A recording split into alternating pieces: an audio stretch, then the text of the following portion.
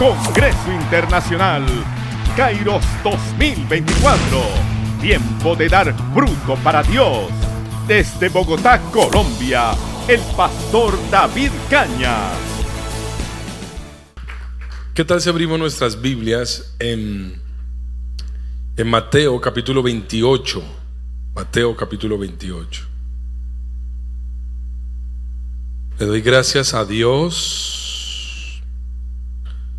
por la oportunidad que me da de compartir la palabra con ustedes. Es un privilegio que Él nos da poder compartir la palabra. Y claro, también le agradezco a usted que se toma el tiempo. Sé que usted no viene por mí, usted viene por Dios. Pero gracias por tomarse el tiempo en los próximos minutos de escuchar la palabra de Dios. Así que respeto mucho el que usted me regale unos minutos de su tiempo y poder ser edificados por la bendita y poderosa palabra de Dios. Bien, dice la Escritura: pero los 11 discípulos, hablando del Evangelio de Mateo capítulo 28 versículo 16 en adelante, se fueron a Galilea, al monte donde Jesús les había ordenado. Este no es el monte de los olivos. La Biblia nos registra que Jesús ascendió después de resucitar. Ascendió desde el monte de los olivos. Este no es ese momento de la ascensión, porque nos dice muy claro que era un monte en Galilea, un monte donde Él los había citado a través de, cuando resucitó, a través de los emisarios. Les había dicho: nos vemos en Galilea. Dice que cuando le vieron, por eso lo aclaro, porque el versículo 17 dice que cuando le vieron los discípulos, y es muy puntual, los 11. Ya Judas no está, están los 11, y dice que cuando le vieron, le adoraron. Pero da una claridad el texto, Mateo, y dice: pero algunos, y claro, no habían pasado todavía tiempo con Él cercano. Esto es comenzando el momento de la resurrección. Jesús resucita, los cita en Galilea, se encuentra con los 11 y ellos están dudando. Jesús se acercó, versículo 18, y les habló diciendo: toda potestad me es dada en el cielo y en la tierra. Versículo 19, por tanto, id. Eso es un verbo imperativo. Verbo imperativo es un verbo que denota una orden. En el original, en el griego, no dice por tanto, y dice mientras vivan. Es decir, mientras estudien, mientras trabajan, mientras sirven, mientras hacen deporte, mientras hacen empresa, mientras vivan, dice el original. Mientras vivan, vayan. El verbo imperativo, id, es un mandamiento, vayan y hagan discípulos a todas las naciones, a todos los etnos, diría el original. Naciones, etnos, se refiere a todas las tribus, a todas las razas, a todas las lenguas, a todos los estratos sociales, a todas las familias. Vayan y hagan discípulos, mestetes o metetes es la palabra discípulos, bautizándolos en el nombre del Padre y del Hijo y del Espíritu Santo. Y añade el versículo 20, enseñándoles que guarden todo lo que yo os he mandado. Yo ya estoy en el 20. Ese no es el pasaje, es que es Mateo 28. Si quiere ponga la presentación, en la presentación que yo les envié, ahí lo pueden poner. Están ahí, tranquilo. Ese no es el pasaje, dijo alguien por allá. Enseñándoles que guarden todas las cosas que yo os he mandado. Y aquí hay una promesa: yo estoy con vosotros todos los días hasta el fin del mundo. Y más o menos ya lo van a poner ellos como presentación.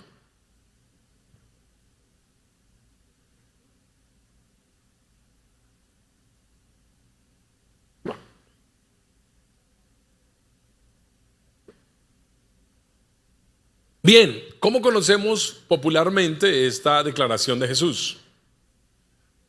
Muy bien, la conocemos como la Gran Comisión. Yo quiero invitarlo a que la estudiemos un poco más profundo y quizás, guiados por el Espíritu, podamos encontrar verdades. De entrada no me gusta llamarla la Gran Comisión, porque es como una asignación, una gran asignación. Pero si usted la estudia a profundidad, va a encontrar que es mucho más que una simple asignación que Jesús determinó. Lo primero que quiero significar en esta mañana, existen 4 evangelios, sobre todo el evangelio de Mateo, Marcos y Lucas son conocidos como los evangelios sinópticos. La palabra sinóptico significa evangelios similares. Cuando usted dice algo sinóptico, es algo similar. El 75 al 80% del contenido de cada evangelio se repite en el siguiente. El primer evangelio que se escribió fue el evangelio de Marcos. Después se escribe Mateo, y Mateo toma el evangelio de Marcos, que es el más corto entre otros, y toma el evangelio, Mateo, el discípulo, toma el escrito de Marcos y lo amplía un poco. Y después viene Lucas, que toma el de Marcos y el de Mateo y lo amplía un poco más. Entonces, a razón de esta dinámica de la escritura, son evangelios muy similares, de ahí la palabra sinópticos. Alguien un día preguntó, si son tan similares, ¿por qué no agarrar los 3 y hacer un gran evangelio?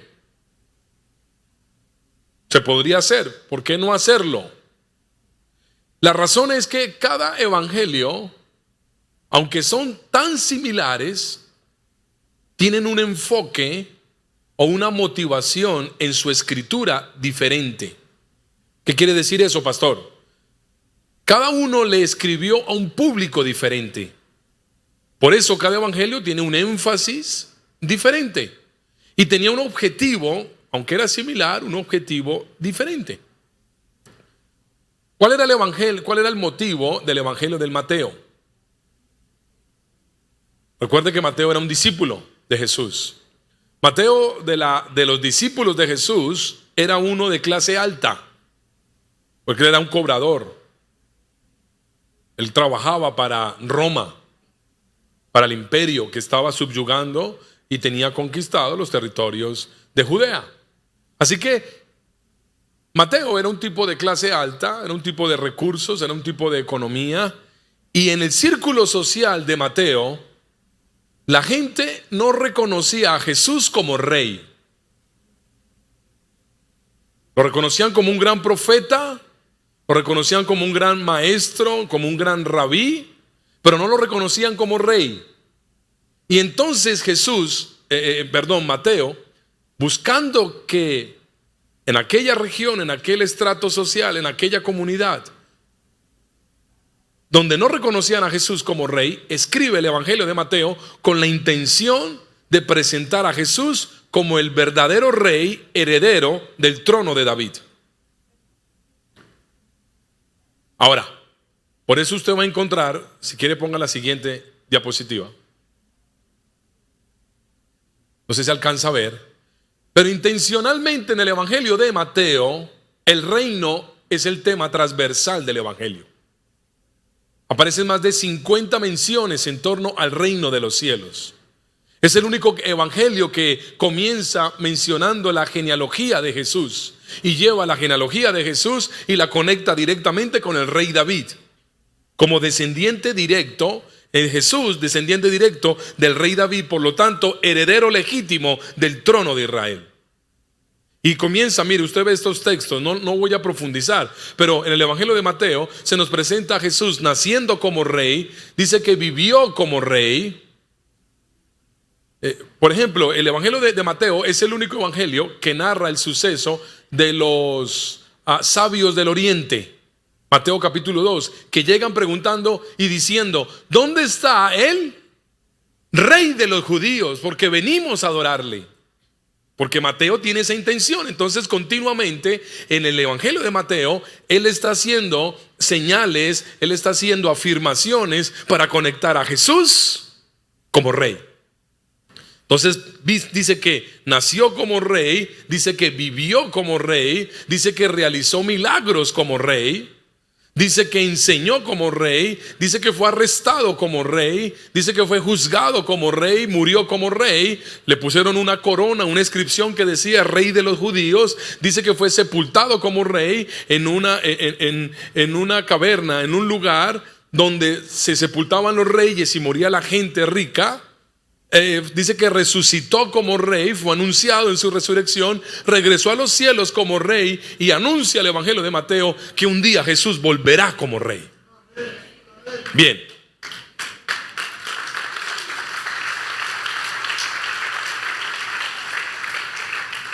Entendiendo ese enfoque de Mateo, quiero que volvamos a revisar Mateo 28.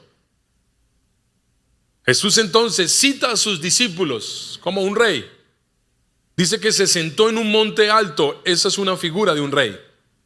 Dice que se sentó, los convocó.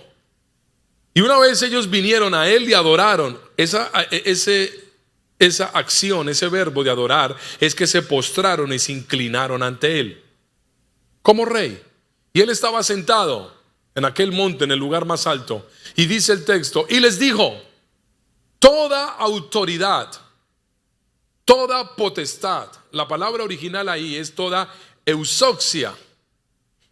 Toda eusoxia me es dado en los cielos y en la tierra. ¿Por qué yo traigo esa imagen?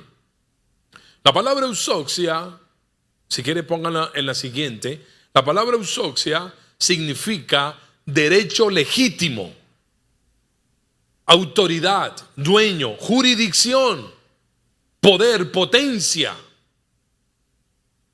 potestad.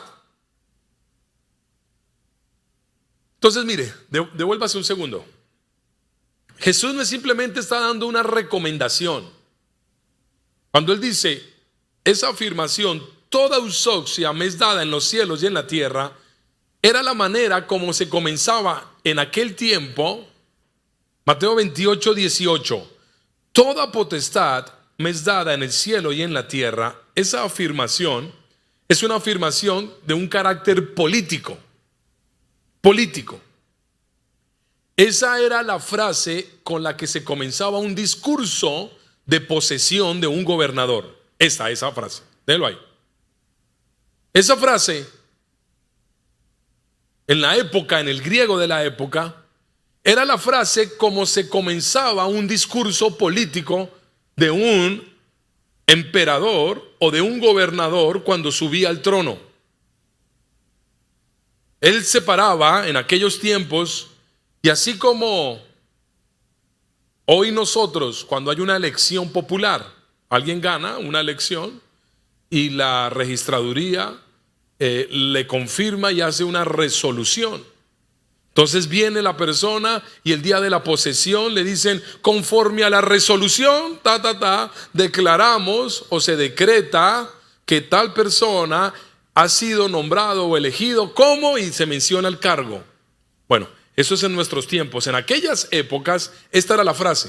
Entonces decía, presentamos al emperador Pepito. Entonces venía Pepito y decía, toda potestad, toda eusoxia me ha sido dado en los territorios, y mencionaba los territorios que le habían conferido a él el derecho a ser el legítimo rey, y en consecuencia él decía, por lo tanto, mi plan de gobierno o mis decretos como autoridad de este territorio es el siguiente. Le estoy significando que cuando Jesús se para acá, porque a veces nosotros cuando leemos esto perdemos eso de vista porque no estamos acostumbrados a esa lectura. Y entonces simplemente reducimos las palabras de Jesús a una sencilla asignación. No, Jesús está dando un consejo, vayan y hagan discípulos. Pero el lector original, el que estaba dedicado a este texto, comprendía la historia. Y cuando Jesús termina el Evangelio de Mateo diciendo toda eusoxia, ellos saben que el que le va a hablar es una persona que viene como rey. ¿Y rey de qué territorios? ¿De dónde él tiene el derecho legítimo? Añade y dice, yo soy el rey, yo soy la autoridad. ¿En dónde? en todos los cielos y en toda la tierra. Así que lo que vamos a escuchar después de esta introducción de Jesús es el plan de gobierno del Rey de Reyes y Señor de Señores. No es simplemente una asignación para un departamento de evangelismo de la iglesia. No es simplemente una tarea para una oficina, para unas 4 o 5 hermanitas ya pensionadas que se dedican a repartir tratados y a evangelizar por las calles. No. Lo que estamos a escuchar a continuación es el plan de gobierno de aquel que es Rey de Reyes. ¿En dónde? En todos los cielos y en toda la tierra. Referente a esto, el apóstol Pablo en Filipenses capítulo 2 dijo: por lo tanto, Dios le dio un nombre que es sobre todo nombre, en los cielos, en la tierra y aún debajo de la tierra, para que en el nombre de Jesús se postre toda rodilla y toda lengua confiese que Él es Jesucristo, para gloria de Dios Padre. Es ese mismo enfoque. Así que lo que vamos a estudiar a continuación, le repito, es el plan de gobierno del Rey. Ahora si quiere ponga la siguiente. La siguiente, ahí. Bueno, déjela ahí porque no nos vamos a embolatar. ¿Y cuál es ese mandato?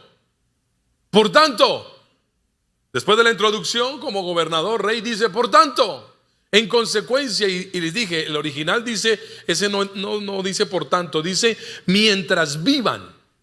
¿Alguien está vivo acá? Por lo menos espero que sí. Si hay uno muerto, déjelo quieto.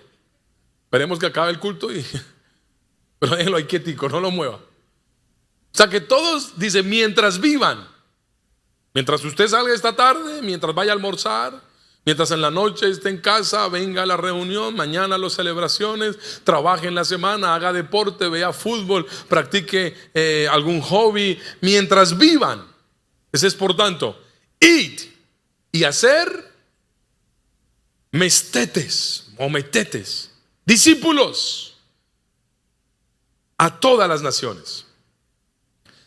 Para poder entender el gran mandamiento de Jesús como Rey, su gran asignación que nos está dando, pues hay que estudiar qué es un discípulo.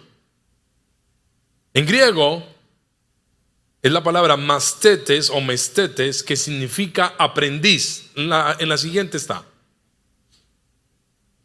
Ese era el concepto griego de la época.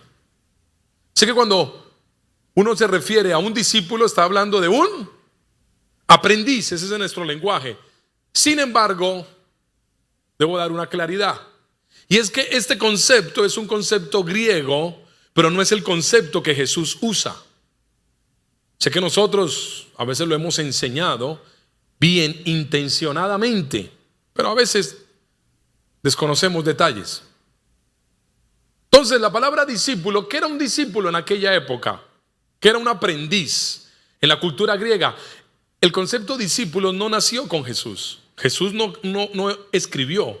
No es que la primera vez que aparezca en la historia la palabra discípulos o mastetes o mestetes es con Jesús. No.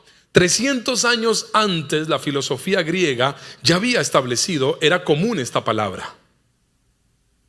Había un tiempo en la cultura griega que se llamó el tiempo helenista, que fue un tiempo brillante donde el pensamiento, las ciencias, las artes, la filosofía, el conocimiento se desarrolló de una manera que es la base del conocimiento occidental. Se conoce como la época helenística, y en esa época nació el concepto discípulos. Un discípulo era sencillamente o simplemente un estudiante. Las universidades, no como nosotros hoy las conocemos, sino como surgieron aquellos centros de pensamiento, eran hombres educados, dedicados al aprendizaje de algún tipo de conocimiento, y alguien entonces se le acercaba y le decía: yo quiero que usted me enseñe. Esa persona se convertía en un maestro, y los que querían aprender su arte se convertían en aprendices, y de ahí viene la palabra discípulos, mestetes.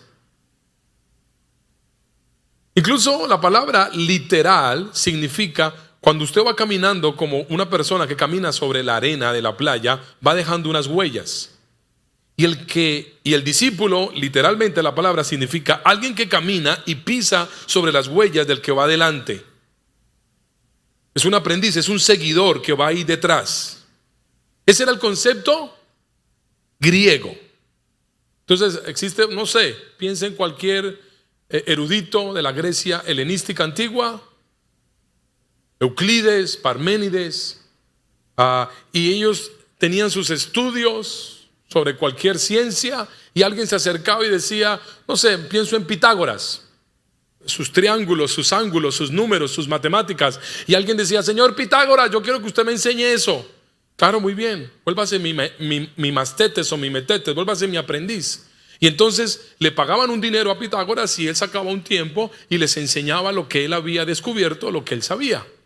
Eso, le repito, eran la manera incipiente de las universidades o de las escuelas de la época. Y Jesús, ese día, a sus discípulos, como rey de los cielos y de la tierra, con todo el derecho legítimo, les ordena y les dice, vayan y hagan discípulos.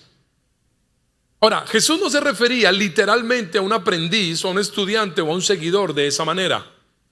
Y ellos lo sabían porque en el mismo evangelio de Mateo, Jesús había redefinido el concepto de discípulos. Él ya se los había enseñado.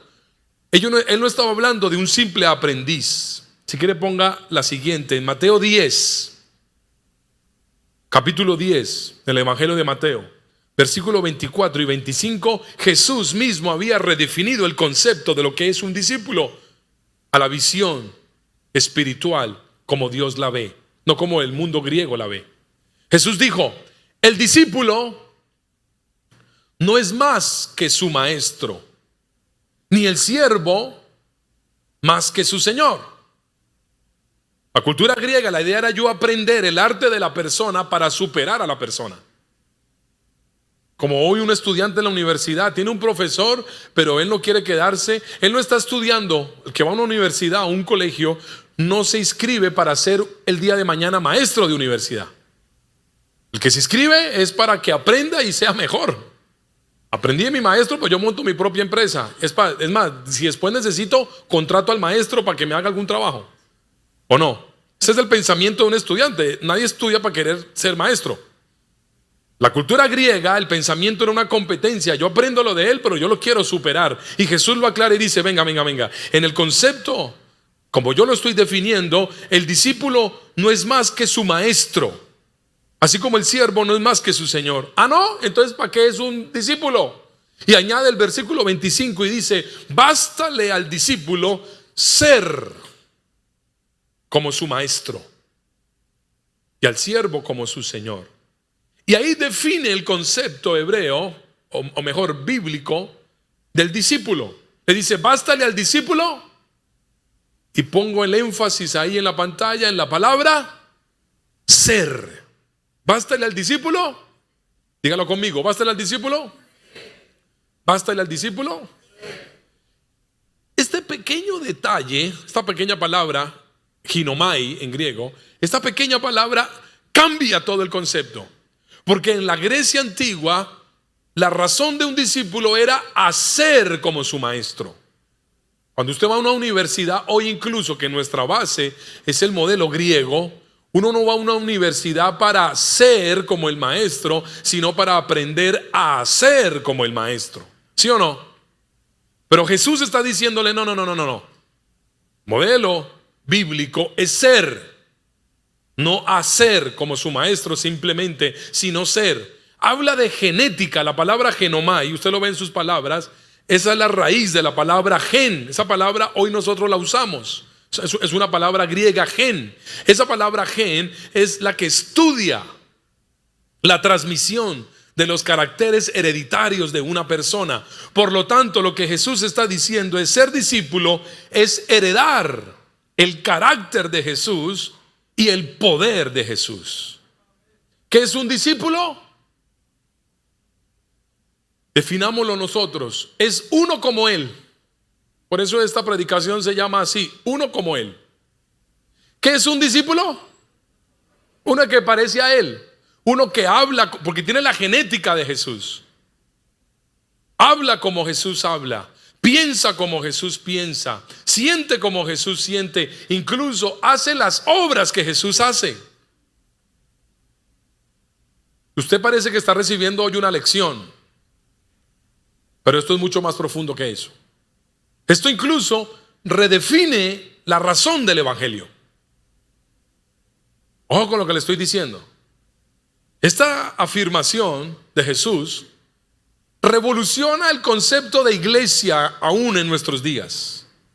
¿Por qué?, preguntará usted. Por mucho tiempo nosotros hemos creído que el evangelio consiste en convertirnos en mejores personas. Por mucho tiempo, mucho tiempo, incluso en nuestra ignorancia, hemos supuesto que ser cristiano es ser un mejor padre, que ser cristiano es ser una mejor madre, que una persona cristiana es ser un mejor hijo, es un mejor empresario, un mejor estudiante, es ser mejor. Cuando yo me convierto a Cristo, decimos, la idea es convertirme en la mejor versión posible de mí mismo. Una versión más limpia, más pura, más santa, una versión más moral, más trabajadora, con menos pecados. Pero la verdad es que eso es falso. De eso no se trata el evangelio. El evangelio nunca, óigame bien, palabras de Jesús, nunca el evangelio consiste en sacar lo mejor de ti. El evangelio tampoco consiste en convertirte en una mejor versión de ti mismo. Ah, no, pastor, y entonces el evangelio, el centro del evangelio, la razón del discipulado es que Cristo sea formado en ti. En otras palabras, cada vez menos de ti. Juan el Bautista lo definió de la siguiente manera en el Evangelio de Juan, capítulo 3, versículo 30. Juan el Bautista dijo: es necesario que Él crezca, pero que yo mengüe. Yo no sirvo en esta ecuación. Mi naturaleza es una naturaleza pecaminosa. Yo en esta ecuación no encajo. Perdóneme si lo desilusiono, pero el evangelio no consiste en sacar lo mejor de ti. Lo mejor de ti, por lo mejor que sea, es un trapo de inmundicia ante la genética de Jesús. El evangelio realmente consiste en formar a Cristo en ti. Que cuando te vean a ti, no vean a un mejor hombre, lo que vean es a Cristo a través de ti. En consecuencia, seguramente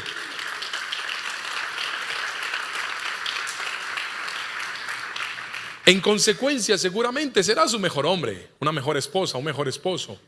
Pero no porque sacaste lo mejor de ti, es porque te estás transformando a la imagen y semejanza de Cristo.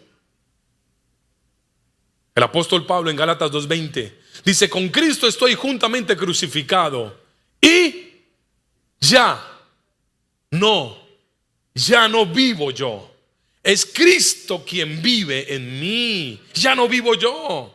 También lo dijo, no sé si recuerda, Efesios 4.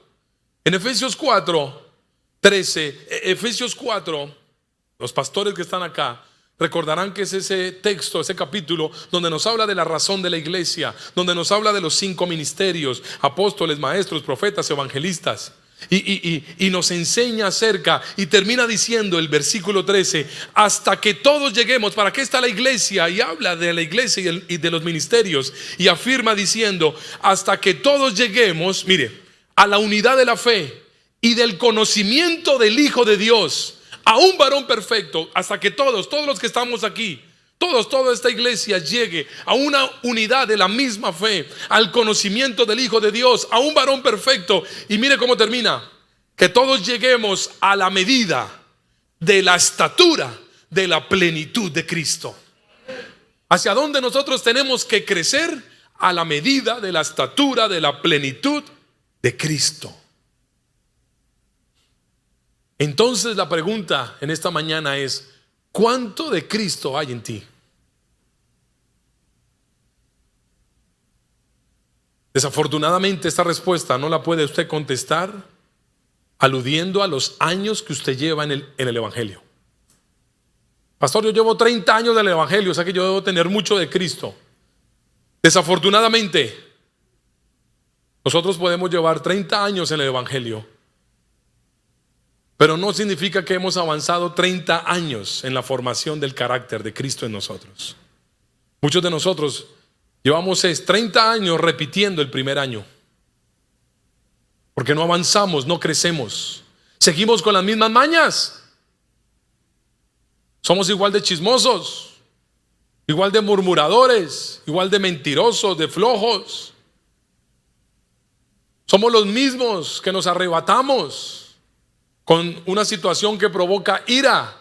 Somos los mismos que no sabemos manejar la frustración, el dolor, la pérdida. Somos los mismos que vamos como el viento y el desánimo se vuelve un compañero. Es fuerte esto. Jesús está diciéndole la razón, mi plan como autoridad, como rey, es que todos ustedes sean discípulos y hagan discípulos. ¿Cuánto de Cristo hay en nosotros?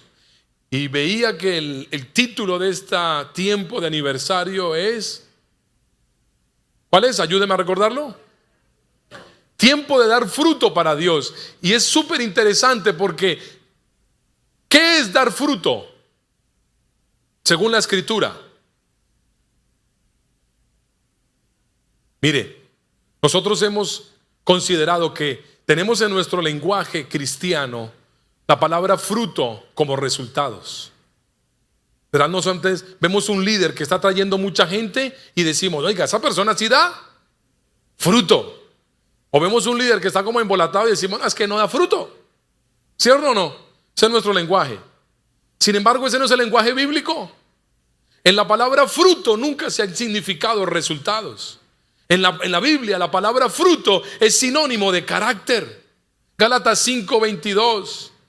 Usted lo va a encontrar. Mas el fruto del Espíritu en singular es amor, gozo, paz, paciencia, benignidad, bondad, fe, mansedumbre, templanza. Contra tales cosas no hay ley.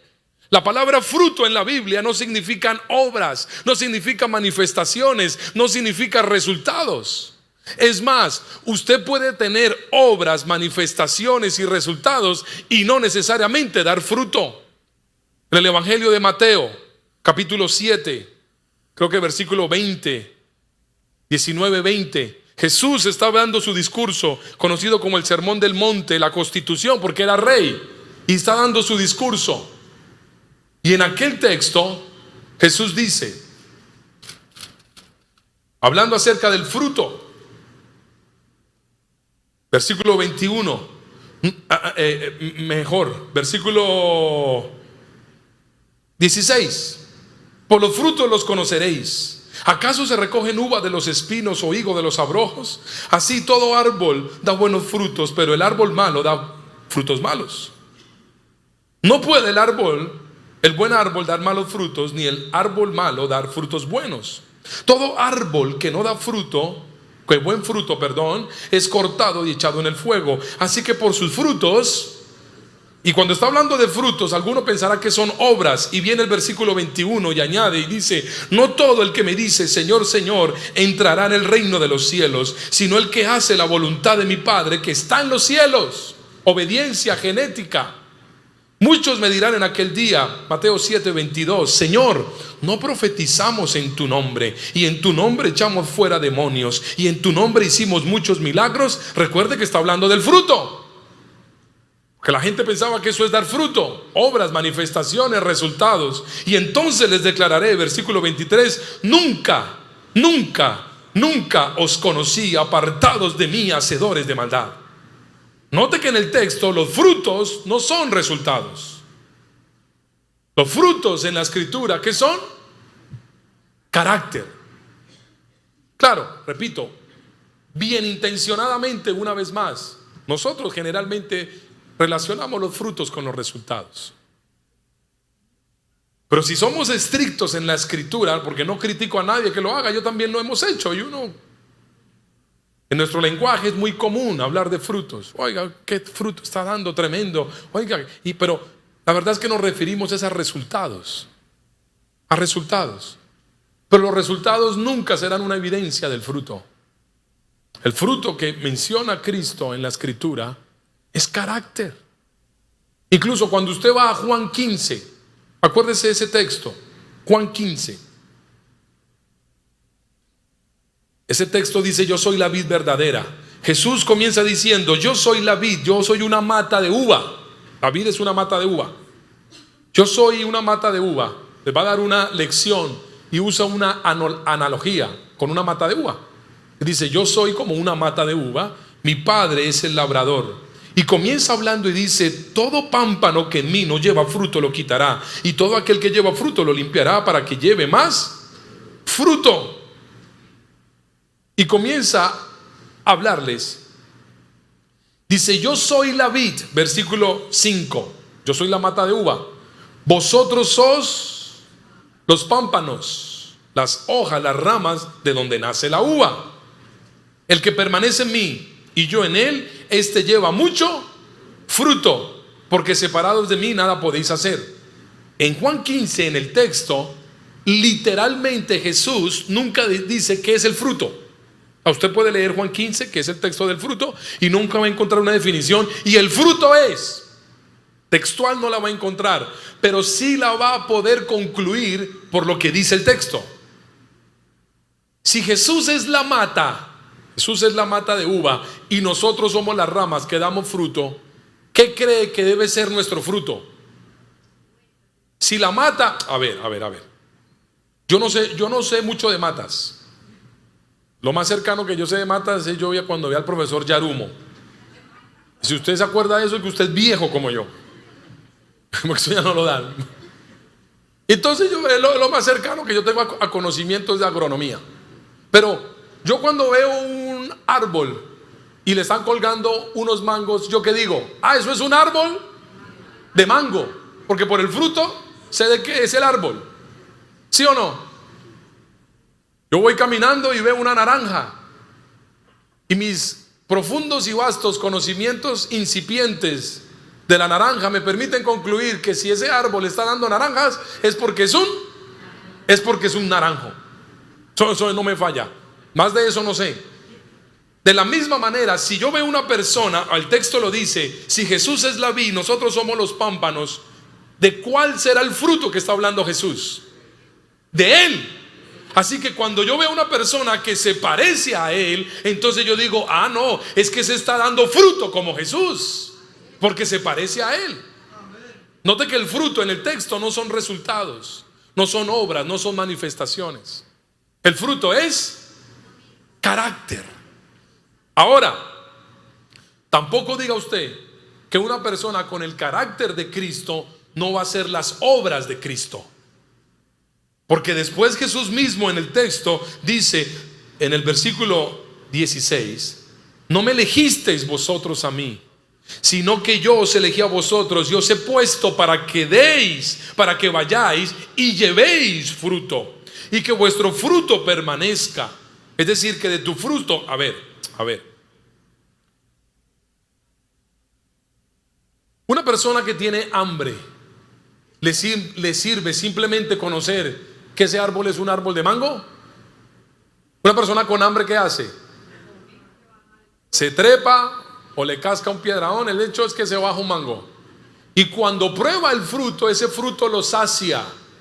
Si tiene sed, ese fruto, si está dulce ese mango, lo sacia, lo nutre, lo refresca. Asimismo es una persona que se encuentra con uno como Él. A causa del carácter de Cristo formado en Él, cuando una persona se encuentra como Él, es saciado, es nutrido, es sanado, es alimentado, es fortificado. Entonces el fruto, claro que sí, en consecuencia dará obras, pero las obras son una consecuencia de tener fruto. Hay gente que quiere saciar, sanar, limpiar, alimentar, pero no tienen el carácter de Cristo. Eso no es fruto. Eso puede ser un programa de evangelismo, eso puede ser una estrategia de discipulado, cualquier otra cosa, pero menos lo que Jesús nos mandó a hacer, y es ser discípulos y hacer discípulos. Vuelvo a la pregunta original: ¿cuánto de Cristo hay en ti? ¿Cuánto llevas en el evangelio? Permítete ser cuestionado por la palabra de Jesús en esta hora y preguntarte: ¿de verdad tu carácter, tu forma de pensar, tus palabras, tus conductas se parecen a las de Jesús? ¿Estás reflejando a Cristo? Súper interesante. Si quieren, vuelva a la presentación. Es súper interesante porque mire que Jesús no nos mandó a hacer iglesias. Nosotros tenemos radio en Bogotá, en Colombia, la iglesia a la que yo pertenezco. Dios no nos mandó a hacer radio, ¿sabe? No, Dios no nos mandó a hacer radio. Nosotros tenemos colegio, pero Dios no nos mandó a hacer colegios. Nosotros hacemos congresos, conferencias, actividades, pero Dios no nos mandó a hacer nada de eso. Jesús nos mandó a ser discípulos, a ser y a hacer discípulos. Así que cualquier cosa que nosotros estemos haciendo, si no hace y no es discípulos, estamos desobedeciendo el mandamiento de Jesús. ¿Y por qué le digo? Usted puede hacer radio, nosotros hacemos radio, pero entendimos que la radio no es una meta, no es el fin hacer radio. La meta es hacer discípulos y usamos la radio para eso. Usamos la iglesia para ser discípulo, usamos las conferencias para ser discípulos, usamos el colegio, las escuelas para ser discípulos. Pero aprendimos, déjeme decirle que cuando entendimos esta verdad y la aplicamos en la iglesia, nos encontramos que estábamos haciendo muchas cosas, pero no necesariamente muchos discípulos. Y nos cuestionamos como pastores y tuvimos que pasar la poda y comenzar a quitar aquellas cosas que nos distraían, que no nos aportaban, que sumaban para muchas otras cosas, generalmente muy buenas, pero no necesariamente ser y hacer discípulos. Y mire lo que dice esta presentación. ¿Por qué hacer discípulos? Jesús estuvo solo 3 años y un poco más en la tierra como su ministerio, y tenía como misión trascender en el tiempo y transformar la historia. Súper interesante. Jesús tenía como misión trascender en el tiempo y transformar la historia de la humanidad con su ministerio. Jesús pudo haber escrito cientos de enciclopedias y de libros. Era la fuente de toda la sabiduría. Jesús pudo hacer grandes convenciones, conciertos, congresos, convocatorias. Sin embargo, Jesús, para poder trascender en la historia y transformar, trascender en el tiempo y transformar en la historia, escogió un camino 100% efectivo, y fue ser y hacer discípulos.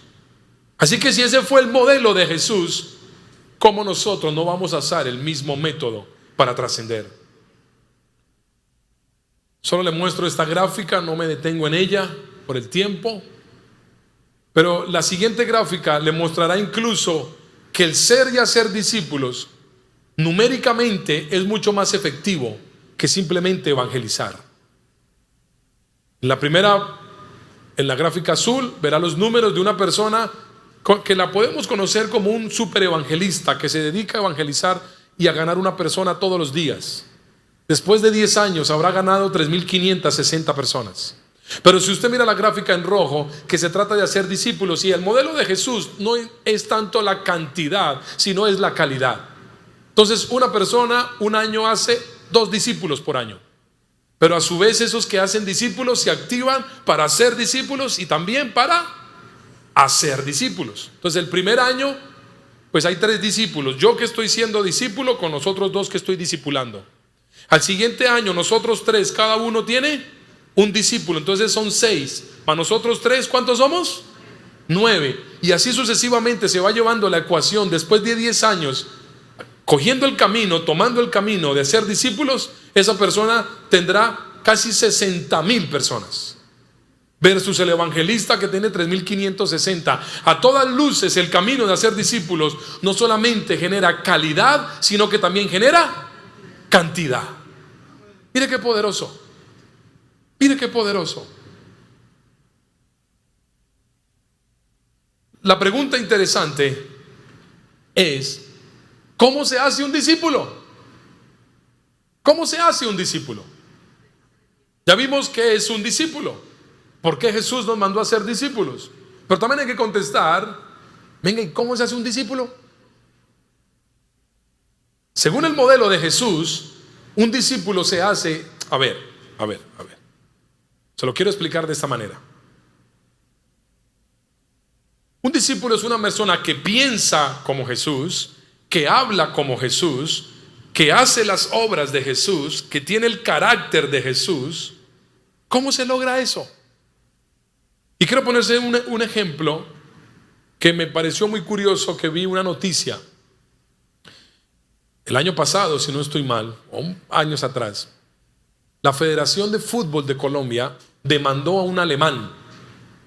Hay un alemán, no me sé su nombre, está en redes sociales, no me sé su nombre, pero es un alemán que ama Colombia. El tipo está enamorado de Colombia, un alemán loco ahí. Se casó con una muchacha aquí de Colombia, creo que es una santanderiana, si no estoy mal. Y entonces el tipo se la pasa en redes sociales haciendo videos, y el tipo por Colombia, viajando por Colombia, y la gente lo sigue, comiendo comida colombiana, bailando música colombiana, hartando trago colombiano, en fin, el tipo se la pasa en su plan y la gente lo sigue. Y además habla muy bien español, habla muy buen español, parece colombiano, pero el tipo es rubio, es rubio, imagíneme a mí así, pero rubio, bien bonito, pero así, algo así. No sé por qué se ríe, el Señor nos perdone, ¿no? Pero así, ojo verde. Entonces, claro, es muy curioso y la gente lo sigue en redes sociales. Y la Federación de Fútbol lo demandó porque en todos los videos él aparecía con la camiseta de la Selección Colombia. Entonces lo demandaron, le dijeron, usted no puede estar sacando la camiseta de la Selección Colombia en sus videos, que eso tiene derechos de autor. Y el tipo, el video que yo vi, porque yo no soy mucho de seguir redes sociales, pero sí noticias, y el video que yo vi es una noticia que salió en la prensa, es diciendo el alemán, le hice la colombianada a la Federación de Fútbol. Entonces yo dije, ¿qué es eso? Yo no sabía. Y me puse a leer la noticia. ¿Sabe qué hizo el alemán? Cuando lo demandaron, vi el video donde él se presenta a la gente y le dice, pues venga, ¿cómo? Y critica a la gente de la federación, a los directivos, porque lo demandaron, y dice, pues ante la demanda no voy a parar, les voy a hacer y dice la colombianada. Y es que él mandó a hacer su propia ropa, con su propio logo, con los mismos colores, mandó una solicitud diciendo si podía usar los colores de la selección de Colombia, de la bandera de Colombia. Mandó una solicitud a la corte y claro que le dijeron que sí, que son los símbolos patrios. Entonces él agarró y creó su propia ropa con su propio logo, sacó zapatos, tenis, cachuchas, gorras, y lo que hizo fue que se llenó de plata. O sea, lo demandaron, el tipo dijo, pues les voy a hacer la colombianada. Y en el video que yo vi, el tipo está presentando su propia marca de ropa, que no sé cómo se llama. Él no me paga, entonces no le cuento para que no le estoy dando patrocinio a él. Pero él sale haciendo. Pero a mí lo que me llamó la atención, dije, este tipo de dónde sacó esa frase, la colombianada. O sea, que a un extranjero le guste Colombia es una cosa. Que un extranjero hable buen español, puede ser posible. Que un extranjero hasta le guste la comida colombiana, está bien. Que baile salsa, está bien. Pero que tenga ya el chip como colombiano y use la expresión la colombianada y piense como lo colombiano, ¿cómo se logra? Y ahí pensando en esto y meditando en esto, el Espíritu me habló y me dijo, es la misma manera de hacer discípulos. ¿Cómo este alemán se hizo tan colombiano? ¿Qué tuvo que hacer él? Vivir en Colombia, casarse con una colombiana, tener amigos colombianos, relacionarse en últimas, sus relaciones, comunión, intimidad, relacionarse con Colombia. Ver televisión colombiana, ver chistes colombianos, tener prensa colombianos y tarde que temprano, en otras palabras, él se sumergió en la cultura de Colombia. De la misma manera es como se hace un discípulo. Cuando un discípulo se sumerge en el Espíritu, cuando un discípulo se sumerge en la palabra, cuando un discípulo se sumerge en la comunión con Dios. A través de las relaciones, ¿cómo se hacen discípulos? Mire la diapositiva. Por medio de las relaciones, por medio de la intimidad. Es como una amistad. Por medio de las relaciones, una persona se influencia para que sea transformada a la medida de la estatura de la plenitud de Cristo. Marcos 3:13 dice que Jesús, cuando subió al monte, en el Evangelio de Marcos, y llamó a los que él quiso. Ese título de Marcos dice elección de los 12 apóstoles. Y dice el texto, después subió al monte. Nos va a narrar Marcos cómo fue que Jesús escogió a los 12 apóstoles, comenzando su ministerio. Y dice, después de que subió al monte, llamó hacia los que él quiso y vinieron a él. Versículo 14, y estableció a 12. ¿Para qué? Mire, ¿para qué los estableció primero? ¿Para qué? Léalo conmigo. Para que estuviesen con él. Relación, intimidad, para que se sumergieran en la cultura, en la genética, en el ADN de Jesús. Y luego sí, para enviarlos a predicar y que tuviesen autoridad para sanar enfermedades y para echar fuera demonios. Es decir, el modelo de Jesús, si usted quiere echar demonios fuera, primero tiene que tener el carácter de Cristo. Usted quiere tener autoridad y quiere manifestar la autoridad para sanar enfermos, primero, según el modelo de Jesús, usted tiene que ser el carácter de Cristo. Si no es así, lo que usted está haciendo se llama es brujería. Literal. Una persona que no refleja a Cristo, un pastor, hablo de pastores para no meterme con nadie, conmigo mismo. Yo como pastor, si soy orgulloso, soberbio, regañón, malacaroso, no me gusta la gente, déspota, materialista, grosero, a eso sí tengo mucha unción, pero soy un mal tipo. A mí no me acerque nadie, no, y regaño acá y grito al uno. Eso sí, pero me gusta reprender y echar fuera demonios. Lo que yo estoy haciendo no es reflejando a Cristo. Lo que yo estoy haciendo es usando un don o una manifestación, y eso es más parecido a la brujería que a la unción. Ojo. Por eso el mismo texto, Mateo 28, dice, por lo tanto, id a ser discípulos, y añade y dice, bautizándolos.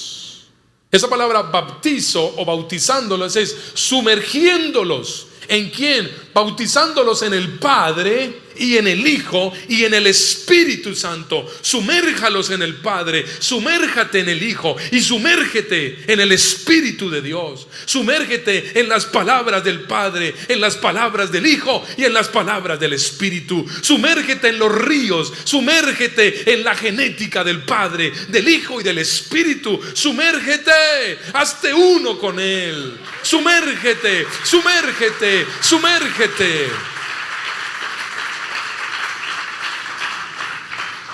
Sumérgete.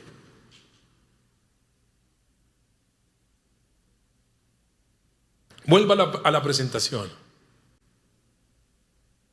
Mire, el hacer discípulos no es simplemente pasar información, sino revelación. Nosotros tenemos en nuestra iglesia clases de discipulado que le llamamos. Pero hemos aprendido que una clase de discipulado no es simplemente dictar una conferencia sobre un tópico de la Biblia. Es más que pasar información, es revelación, es transmitir, es sumergir, bautizar, envolver una persona en la cultura, en la mentalidad del reino. Y esto solo se logra por medio de las relaciones. Si tú no estás conectado con tu iglesia local, tú quieres ser y hacer discípulos, pero solo eres dominguero, o asistes a un evento, pero no estás en los grupos, en las células. No haces parte de la unidad de la iglesia, no estás conectado con la iglesia, no estás participando, solamente vienes y calientas silla. No hay manera de que crezcas como discípulo o como discípula de Jesús. No hay manera. Incluso, ponga la siguiente para ir terminando. ¿Qué no es discipular? Es dar información para obtener conocimiento. Esa es la educación griega, donde simplemente se da información para obtener conocimiento. Solo ser amigos y formar la mejor versión de la persona, de líderes.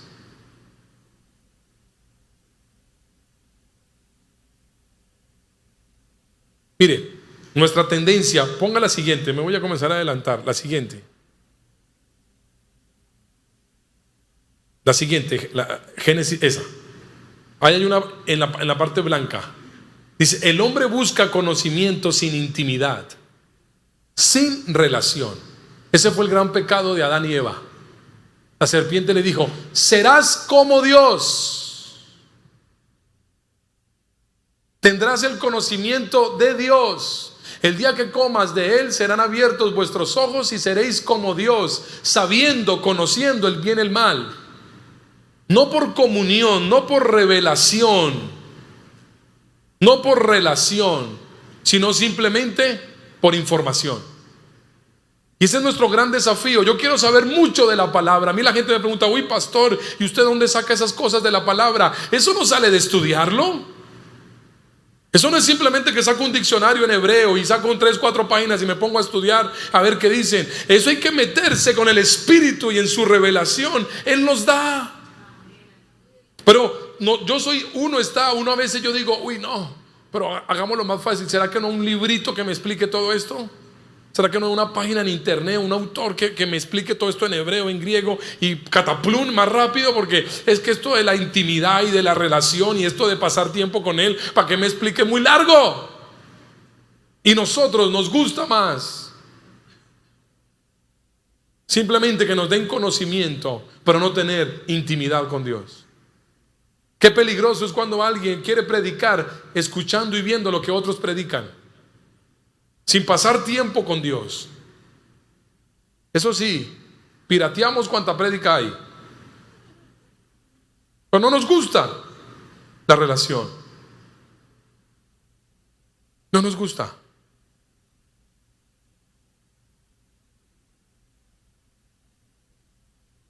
Vaya más adelante, tenemos que terminar. Hemos preguntado qué es un discípulo, por qué hacer discípulos, cómo se hacen discípulos y finalmente, ¿quién es? Más adelante, esa. ¿Quién es el que nos discipula?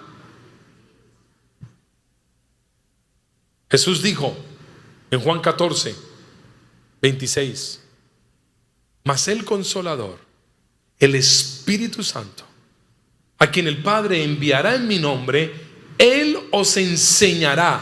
Y ese enseñar no es simplemente transmitir información, sino revelar intimidad, comunión. Él os enseñará todas las cosas y os recordará todo lo que yo os he dicho. ¿Quién es nuestro discipulador? Una vez más, ¿quién es nuestro discipulador? Entre otras cosas. Y mire esta definición que yo tengo acá. El problema es que todos aquí lo tenemos. El problema es que no lo conocemos. Una vez más, quiero ir cerrando con esta definición. Lo tenemos, todos aquí lo tenemos. El problema es que no lo conocemos. Estoy preguntando y le estoy llevando por la palabra a que usted se cuestione ¿cuánto de Cristo hay en ti? Dice, uy, pastor, pues así, pues está como muy complicado, ¿no? O sea, eso va a dar fruto y como me embalé. Vine al culto que no era. Me complicó la cosa usted ahora con esa pregunta. ¿Cuánto de Cristo hay en ti? Me complicó la vuelta, ¿no? Entonces la respuesta es, venga, ¿y quién me hace a mí un discípulo? El Espíritu de Dios. Ah, pero es que yo no lo tengo. Alguno puede decir, no, es que yo no soy pastor, yo no tengo esa unción, yo no tengo esa, no, yo no lo tengo. Pues ¿cómo voy a ser discípulo si es que no lo tengo?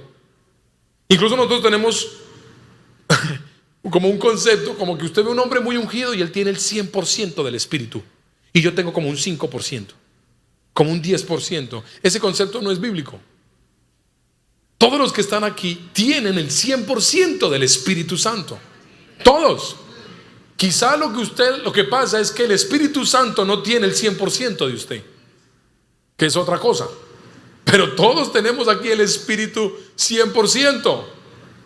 Mire, vaya a la última presentación. No, a la última no, como la tras antepenúltima. Suba un poquito. Suba. No. Abajo, una abajo. Esta. con esta terminamos. Mire acá, para que alguien que esté diciendo, es que yo no sé si lo tengo, déjame recordarte, número 1, dice la palabra en Juan 16:8 que el Espíritu Santo es el que nos convence de pecado, de justicia y de juicio. No sé si usted entiende la palabra convencer. No es simplemente uno que nos habla, es uno que nos... ¿Qué es eso que nos convence? ¿A usted lo han llamado para ofrecerle un servicio de internet, una tarjeta loca? Y usted cuelga, pero venga, le colaboro, pero venga, pero ¿por qué no le...? Y venga, pero es que mire que le tengo la promoción, pero venga, pero... Bueno, el Espíritu Santo, esas personas no le dan ni a los tobillos al Espíritu Santo. Cuando el Espíritu Santo se le dedica a alguien a convencerlo de pecado, se le dedica. Conmigo trabajó 16 años para que yo le sirviera y reconociera mi pecado. 16 años. No conozco un vendedor que se le dedique a alguien 16 años para contratar un servicio. Ella estaba el Espíritu Santo todos los días dándome hora. Pero venga, arrepiéntase, pero es que usted está mal, pero es que usted no quiere escuchar, pero es que... Y yo decía, pero ¿qué es esta cosadera? De verdad. Yo se lo digo jocosamente, pero yo más de una vez quise denunciar al Espíritu Santo por acosador. Me apretaba por todo lado, me buscaba por todo lado. Otro día le cuento el testimonio. Pero me pasaban unas cosas que yo decía. Le cuento solamente esto. Cuando yo me aparté, me pasó esto muchas veces. Esto me pasaba por lo menos 6, 7, 8 veces por año. Yo me encontraba a alguien, yo estaba tomando, fumando, haciendo una cosa, y venía gente, Dios me mandaba gente, y me decían siempre la misma palabra. La palabra era esta. Yo estaba por la calle fumando algo, y alguien se me acercaba y me decía, oye, vengo de parte de Dios, y vengo para decirte que tu nombre no es casualidad. Yo me llamo David. Tu nombre no es casualidad, tú tienes manto sacerdotal. Y me decía esto: y aunque tú te vayas a las estrellas o a la luna, allí Dios te va a alcanzar. Era todo lo que me decían. Y yo, bueno, gracias, sí, tranquilo, ya. Bobo ahí, se quedó fumando. Un día estaba bien borracho, me paró la policía en Bogotá. ¿Papeles? Y yo estoy bien. Señor, papeles. Y saqué los papeles. Y el agente de tránsito vio y se acercó y me dijo, usted no sabe quién soy yo, pero vengo de parte de Dios a decirle que su nombre no es casualidad, y que usted tiene manto sacerdotal, y que aunque usted se vaya a las estrellas, allí el Dios lo va a alcanzar. Y yo, amén. Todo borracho y me iba. Eso se comenzó a volver una rutina en mi vida. Iba por un centro comercial, me decían eso. Iba por la calle, me decían eso. Una vez, mire esta. Yo digo, estoy cansado de esta cosadera. Me voy a ir del país, y me fui del país a estudiar a otro país. Y a donde llegué dije, acá sí me libré del espejo, aquí no me conoce nadie. Hice 2 cosas. La primera, pasé por una iglesia. Había una iglesia conocida en ese lugar que yo la conocía, y yo era malo. Entonces dije, me voy a ir a fumar un cigarrillo de marihuana. Había un día de ayuno que tenían unas abuelitas en la iglesia, y dije, me le voy a parar por la ventana y voy a comenzarles a botarles el humo de la marihuana, y voy a drogar a esas abuelitas, dije yo. Entonces yo me fui a la iglesia y saqué el cigarrillo, y por la ventana comencé a botar el humo. En un momento a otro yo estoy así, y abren la puerta de la iglesia. Era una iglesia grande como esta, y está en un cuartico, y abren la puerta, y yo quedo así asustado, y me sale una abuelita y me mira y me dice, ¿usted es el colombiano? Entonces yo quedo así, ¿usted es el colombiano? Y yo digo, bote eso. Y entonces yo abrí los ojos y me dice, es que usted no sabe, pero hace un mes el Espíritu Santo nos habló y nos dijo que en este día, en esta hora, iba a pasar un muchacho colombiano, y le teníamos que decir cuando le abriéramos que su nombre no era casualidad, que tenía manto sacerdotal, y que aunque se fueran las estrellas, allí yo lo iba a alcanzar. Y yo quedo así asustado, y la abuelita me mete a la fuerza a la iglesia y me mete a un cuarto, y habían 12 abuelitas más. Eso era la furia de la abuelita. Yo estaba asustado en ese lugar, y me sentaron en una silla y estaban orando por mí y me ungieron. Quitaron los zapatos, me derramaron aceite. Yo quedé embalado y dije, no, la que me metí ahora. Y salgo de ese lugar aburrido. Dije, hasta acá llegó. ¿Qué es esta cosadera, ole? Y Pedro, Dije, no más. Y a la mañana siguiente suena el teléfono. Yo acababa de llegar a ese país. Ni me sabía yo el número de teléfono. En esa época no había tanto celular. Y yo ni me sabía el número telefónico. Y dije, ¿pero quién está llamando? ¿Qué es esta cosa? Y yo no iba a contestar. Intenté desconectar el teléfono y seguía sonando. No encontraba yo cómo apagar ese aparato. Y de la piedra yo contesté y dije, ¡aló! Y una voz me dice, usted no sabe quién soy yo. Esta mañana estaba orando y el Espíritu Santo me dijo que lo llamara y me dio este teléfono. Y que simplemente le dijera que su nombre no es casualidad, que usted tiene manto sacerdotal y que aunque se vaya a las estrellas, allí Él lo va a alcanzar. Imagínese esa cosadera. Déjeme que yo sé qué decirle, que el Espíritu lo convenza a usted de pecado. Y sabe que es lo mejor, desde esa época el Espíritu ya estaba conmigo. Me rodeaba, me acosaba. Y yo sé que aquí hay muchos que ha pasado lo mismo, de otras maneras. Pero el Espíritu convenciéndote, es decir, lo tienes, aunque no lo conozcas. Dice que el Espíritu, según Juan 3, cuando habló con Nicodemo, es el que nos hace nacer de nuevo. Dice que el Espíritu, según Efesios 1:13, nos sella como posesión de Dios. ¿Y eso qué significa? Que estás sellado por el Espíritu. Y un día quieres pecar, joven. Un día te quieres desanimar. Un día quieres volver atrás. Pero hay algo que no te deja. Hay algo que no te deja, que tú, pero ¿por qué no disfruto el pecado? ¿Por qué no disfruto la pornografía? ¿Por qué no me siento bien en la rumba? ¿Por qué no disfruto el alcohol? Porque es que estás sellado por el Espíritu, porque lo tienes, aunque no lo conozcas, lo tienes. Lo tienes. Dice también su palabra, el Espíritu te santifica, el Espíritu te enseña, el Espíritu te guía, el Espíritu es el que te ayuda en tu debilidad. Según Romanos 8:26, el Espíritu es el que nos ayuda. Señor, no entiendo. Señor, no puedo más. Señor, siento desfallecer. Señor, no puedo. Ayúdame. Y el que te trae un ayuno como estos, y mientras la palabra, mientras la adoración te toca, te ministra, te da fuerzas, te quebranta, es el Espíritu de Dios. Incluso el Espíritu es el que te va a resucitar. Dice que como resucitó a Jesús de los muertos, el mismo Espíritu nos resucitará a nosotros un día. Me encanta, el Espíritu te anhela. Y el Espíritu, lo mejor, quiere tener comunión contigo. Dice segunda carta a los Corintios, capítulo 13, versículo 14. La gracia del Señor Jesucristo, el amor de Dios y la comunión del Espíritu Santo sean con todos vosotros. Quiero invitarte. Seguramente nunca lo has hecho. A veces has buscado el Espíritu para sentir una sensación o una emoción. Has buscado el Espíritu para sentir un fuego. Pero quiero invitarte que cambies tu lenguaje a partir de hoy y busques al Espíritu para que te disipule. Estoy seguro que muchos nunca han orado, nunca le han dicho: Espíritu Santo, disipúlame.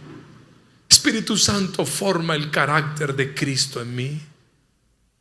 Espíritu Santo, quiero tener comunión e intimidad contigo, para que me sumerjas en ti, que cuando me vean a ti, vean a Cristo a través de mí. Quiero que te pongas sobre tus pies y que por unos minutos le puedas decir al Espíritu de Dios, después de esta mañana que hemos adorado, hemos celebrado, hemos escuchado palabra, ahora permítete tener unos minutos con el Espíritu de Dios.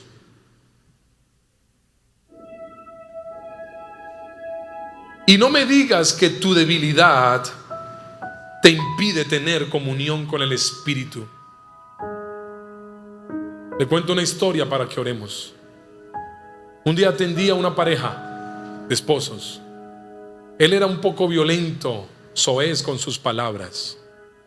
Atendí a esta pareja y ella me dice: pastor, muy ofendida ella, me dice: pastor, no puedo más con este desgraciado. Estaba el esposo al lado.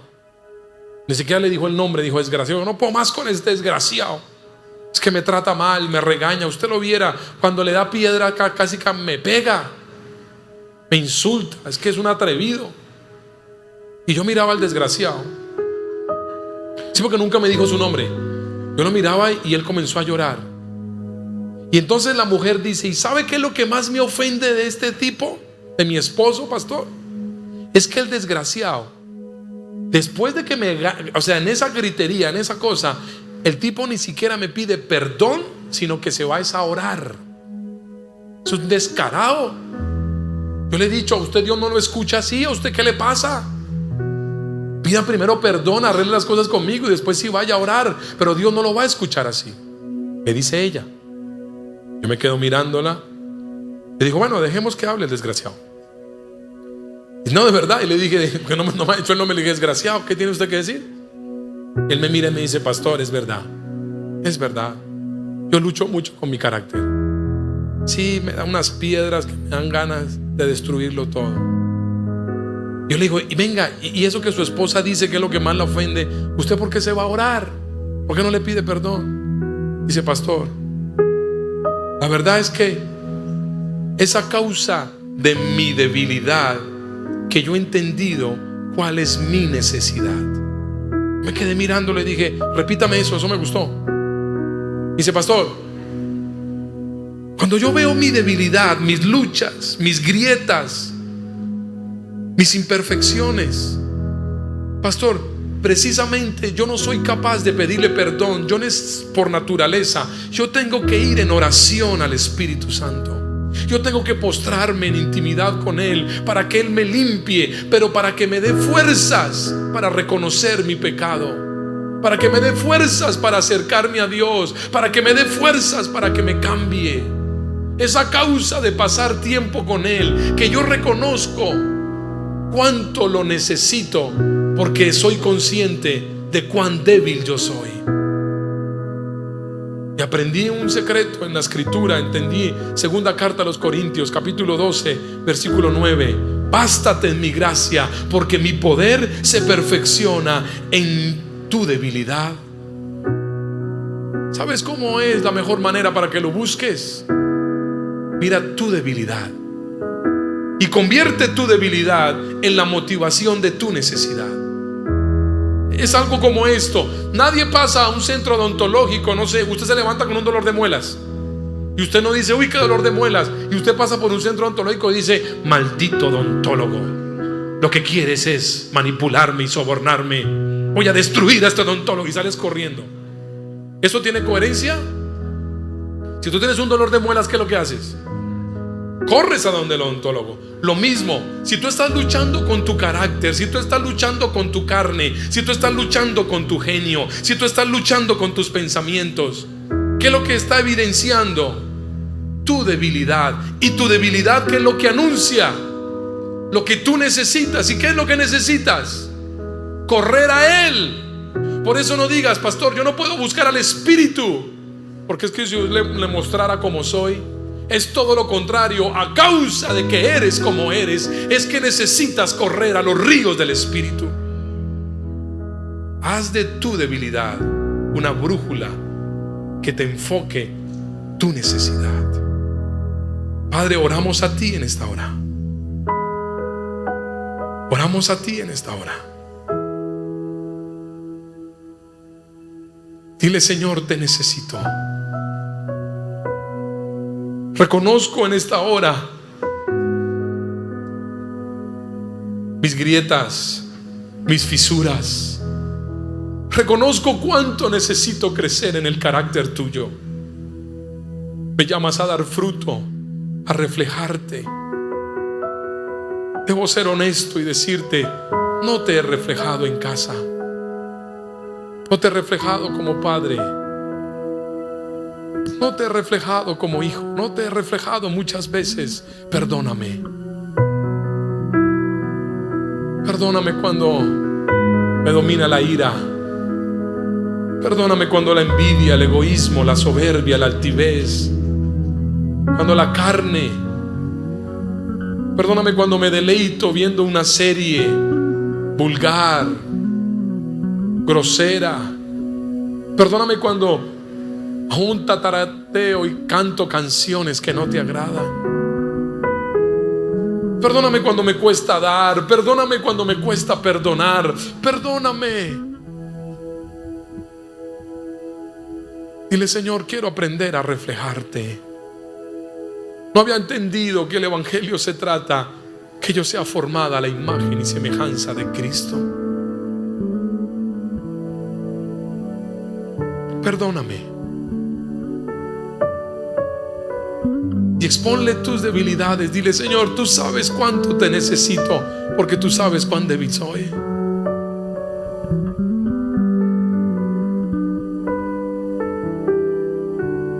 Tomemos estos últimos 5 minutos. Si hay personas que quieren pasar al altar y decirle: pastor, oremos juntos, que Cristo se ha formado en mí.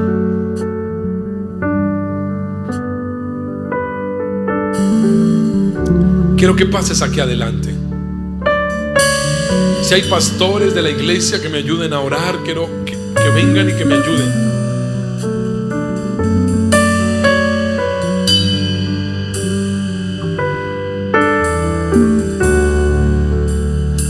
Y en este altar rinde cosas de tu carácter que no le agradan a Dios. Vuelve este altar un lugar de cirugía donde rindas actitudes, pensamientos, ideas, motivaciones que no le agradan a Dios. Mientras lo adoramos, dile: Señor, rindo. ¿Qué tienes que rendir? Ayúdame, ¿qué tienes que rendir? Cristo Jesús, eres mi plenitud. Cristo Jesús, eres mi plenitud. Cristo Jesús, eres mi plenitud. Cristo Jesús, eres mi plenitud. Cristo Jesús, eres mi plenitud. Cristo Jesús, eres mi plenitud. Si te tengo a ti, lo tengo todo. Mi amado, mi tesoro, fuera de ti nada de ser, Señor. Te tengo a ti, lo tengo todo. Mi amado, mi tesoro, fuera de ti nada de ser, Señor. Cristo Jesús, eres mi plenitud. Cristo Jesús, eres mi plenitud. Cristo Jesús, eres mi plenitud. Cristo Jesús, eres mi plenitud. Si te tengo a ti, lo tengo todo. Mi amado, mi tesoro, fuera de ti nada de ser, Señor. Si te tengo a ti, lo tengo todo. Mi amado, mi tesoro, fuera de ti nada de ser, Señor. Cristo Jesús, eres mi plenitud. Cristo Jesús, eres mi plenitud. Cristo Jesús, eres mi plenitud.